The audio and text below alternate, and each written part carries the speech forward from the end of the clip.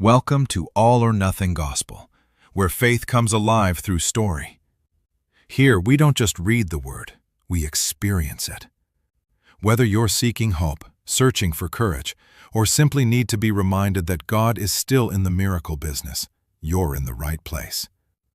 So settle in, open your heart, and let's journey together into a story that will stir your soul.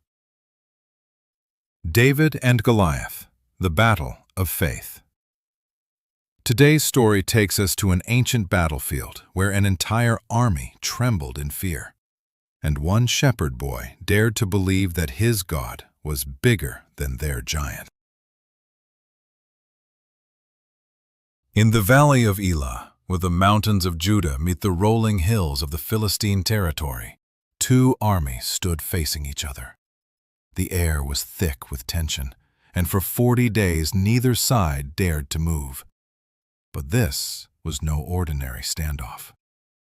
This is the story of how a young shepherd boy changed the course of history with nothing but a sling, 5 smooth stones, and an unshakable faith in God.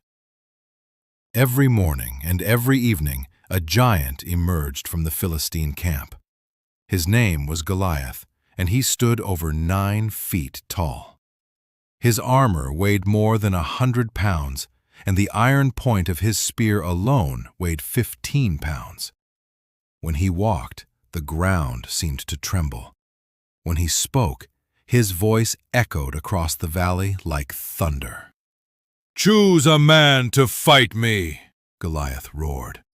"If he wins, we will become your servants. But if I win, you will serve us." The soldiers of Israel trembled. King Saul, the tallest man in all of Israel, stayed hidden in his tent. For 40 days, this challenge went unanswered. Fear had paralyzed the entire army of the living God. David arrives. Meanwhile, in the hills of Bethlehem, a young shepherd named David tended his father's sheep. His hands were calloused from playing his harp, and his eyes were sharp from watching for lions and bears that threatened his flock. Though he was the youngest of 8 brothers, David had learned something in those quiet hills that no soldier in Israel's army understood. God was bigger than any enemy. One day, David's father Jesse sent him to bring food to his 3 oldest brothers who were serving in King Saul's army. As David arrived at the camp, he heard something that made his blood run cold and hot at the same time. Goliath's voice boomed across the valley, mocking God and his people. David looked around at the terrified soldiers. "Who is this uncircumcised Philistine?" David asked, "that he should defy the armies of the living God?" Word reached King Saul that someone was willing to face the giant. When David stood before the king, Saul almost laughed. "You're just a boy," Saul said. "Goliath has been a warrior since his youth." But David's eyes held a fire that made the king pause. "Your Majesty," David said, "when a lion or a bear came to take a lamb from my flock, I went after it. I struck it and rescued the lamb from its mouth. When it turned on me, I seized it by its hair and killed it. The Lord who rescued me from the paw of the lion and the bear will rescue me from this Philistine." Saul offered David his own armor, but it was too heavy, too awkward. David set it aside. He didn't need the armor of a king. He had the armor of faith. He picked up his shepherd's staff, chose 5 smooth stones from a nearby stream, and placed them in his pouch. With his sling in hand, he walked toward the valley. Goliath watched the boy approach and burst into mocking laughter.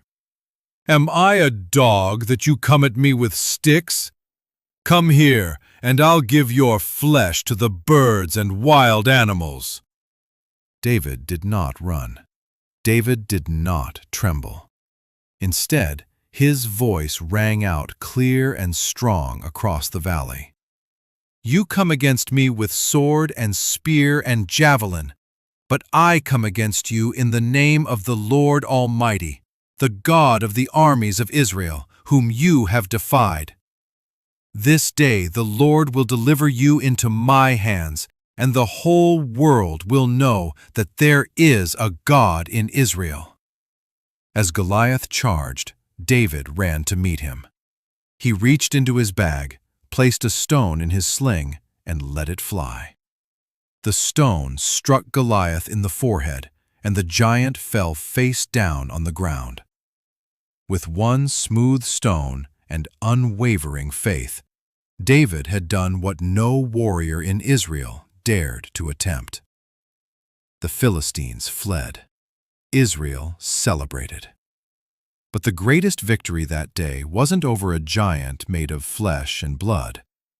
It was a victory over fear itself. What giants are you facing today? What impossible situations make you feel small and powerless? Remember David. Remember that God doesn't see the way we see. He doesn't measure strength by the size of our muscles or the sharpness of our swords. He looks at the heart. The same God who stood with David in that valley stands with you today. Your giants may be different, but your God is the same. And in His name, even the mightiest giants fall. Thank you for joining us on All or Nothing Gospel. If this story touched your heart, please subscribe and share it with someone who needs to hear that God is bigger than their giants.